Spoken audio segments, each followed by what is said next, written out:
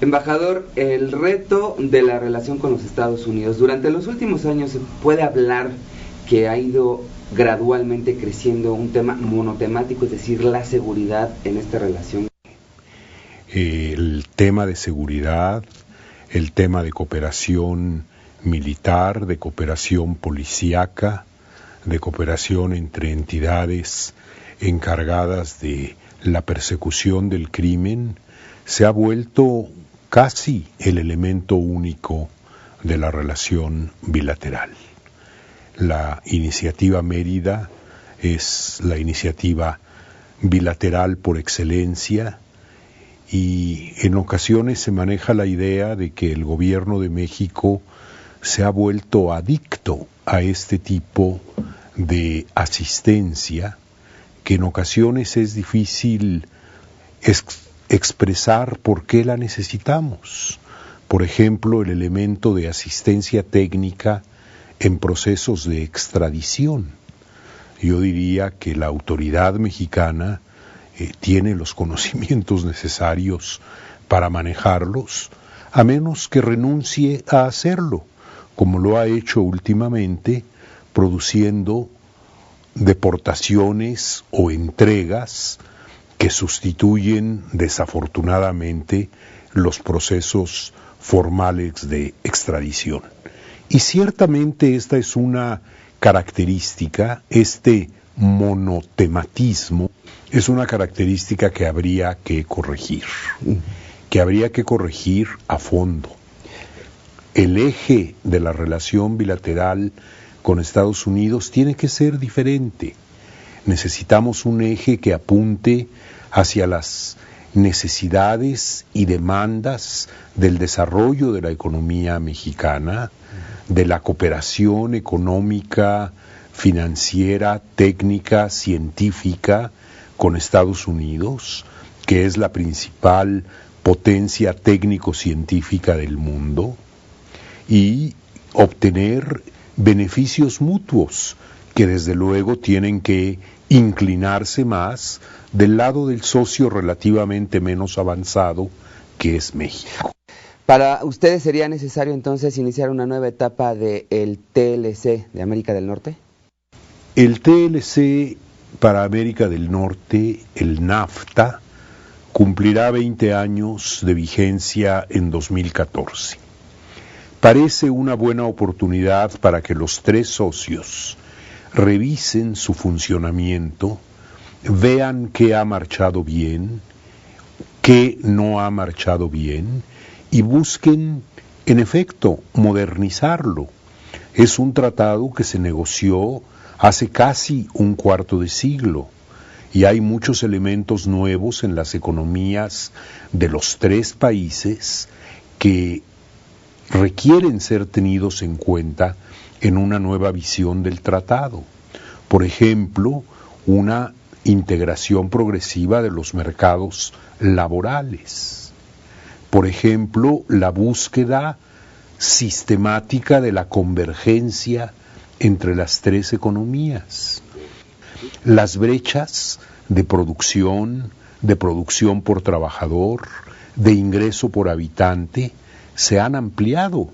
La idea no era esa, la idea era estrecharlas y propiciar la convergencia.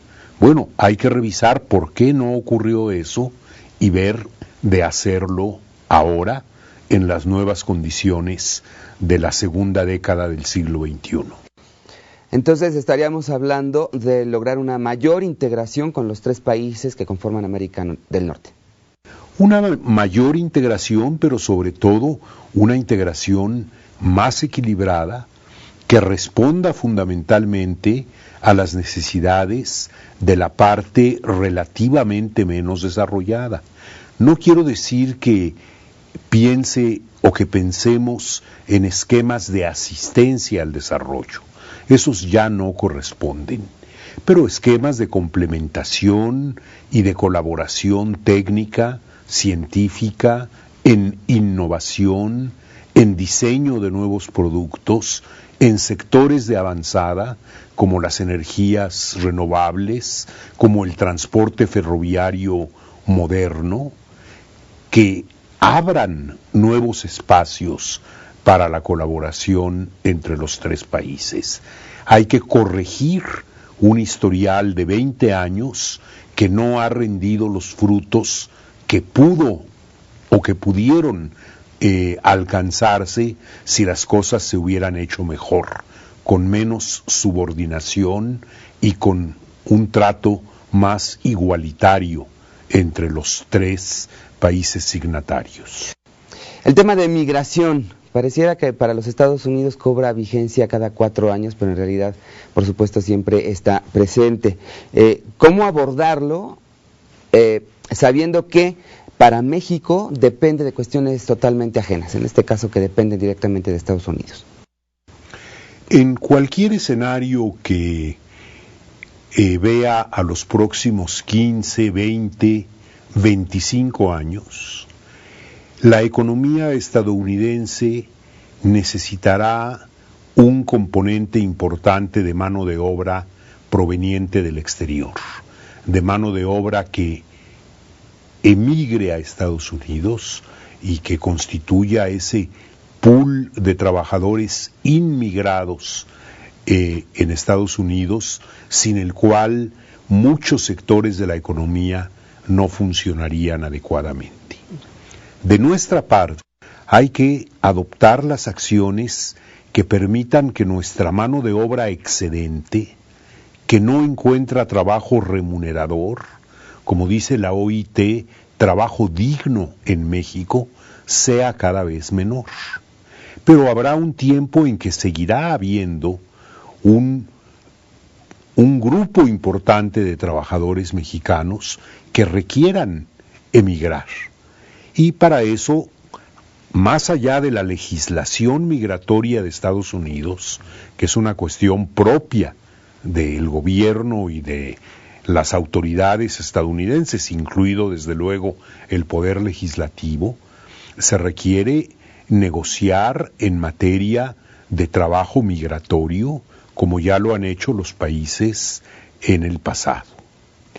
Si se insertara en NAFTA un elemento de apertura en los mercados laborales, creo que se iría en buen camino.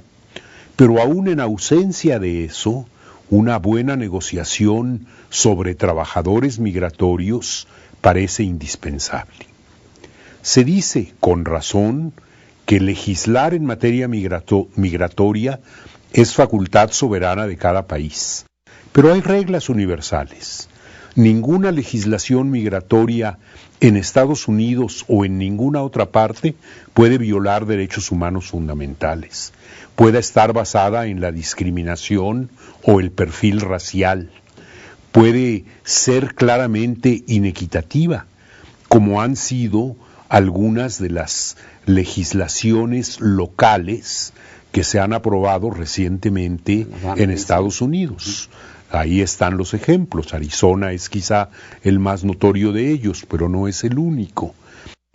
De modo que cuando ellos legislen en materia migratoria, lo cual no va a ser muy pronto, no hay el ambiente político ahora para hacerlo, pero cuando lo hagan, tienen que tener en cuenta estas limitaciones derivadas de cuestiones universales, y nosotros también tenemos que tenerlas en cuenta, y en México tenemos una cuenta pendiente muy seria, muy dolorosa, con los migrantes que cruzan el territorio nacional desde Centroamérica y otras partes, ya sea que permanezcan en México o que lo usen como tránsito hacia un tercer país.